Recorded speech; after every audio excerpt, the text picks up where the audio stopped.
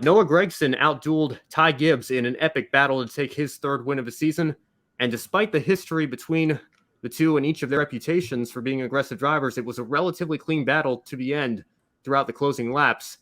So, Brandon, were you surprised Gragson and Gibbs were able to both bring their cars home in one piece as they fought each other for the win? I was. Pocono is a very wide place there, the second longest front straight on the calendar.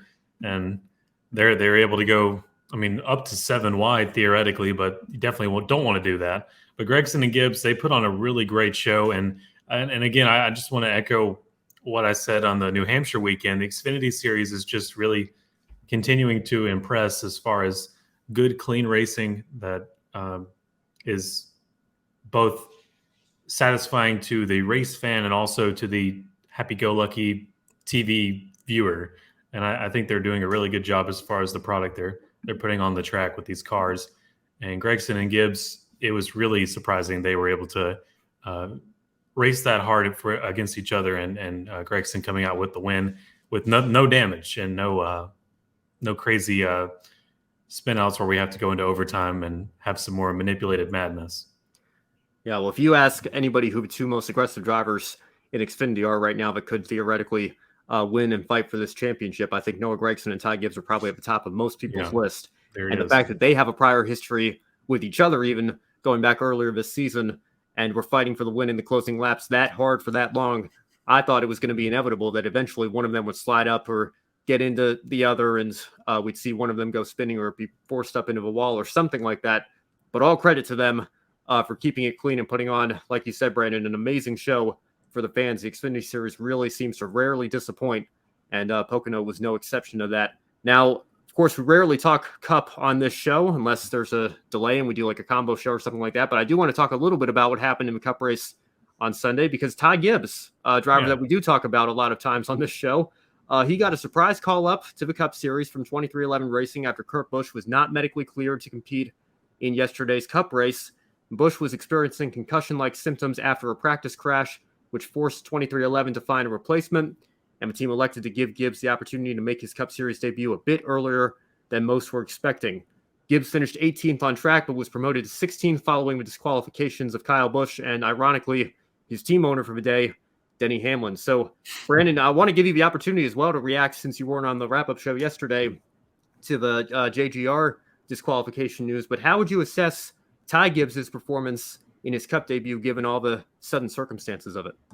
It was pretty smooth. And I'll be honest, as much as we have kind of put Ty Gibbs in the dirt sometimes this year on this show, I got excited when I saw that Ty Gibbs was going to be filling in Kurt Busch's spot. I'm a sucker for Xfinity regulars getting their Cup debut in a really high profile ride, and he looked fresh and clean in that McDonald's fire suit. It suits him well, and I like the backup car. The idea that they couldn't put all the original parts back on it, so you kind of have this black alternate on the McDonald's scheme. So it is, maybe that'll be a diecast one day. That'll be like the signature Ty Gibbs Cup debut. That, remember that way back when. But he did really well given the circumstances, and they over the radio they made it clear that he was not going to be fighting for position until the final stage.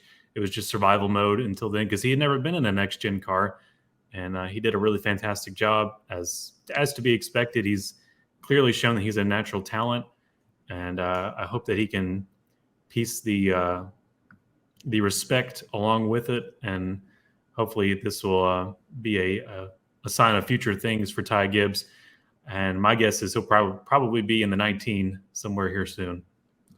Yeah, well, I think he took one of those opportunities the day before with Gragson, like we were talking about, a very clean battle there.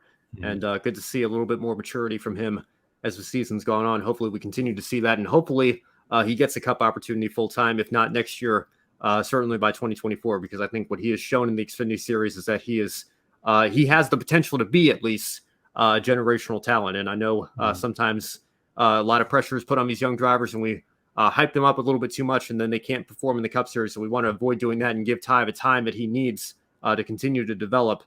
But, jumping right in an Xfinity car, winning his first race, going out and surviving at Pocono on such short notice in a fire suit that was probably a little bit too big for him, and Denny Hamlin's race boots as well.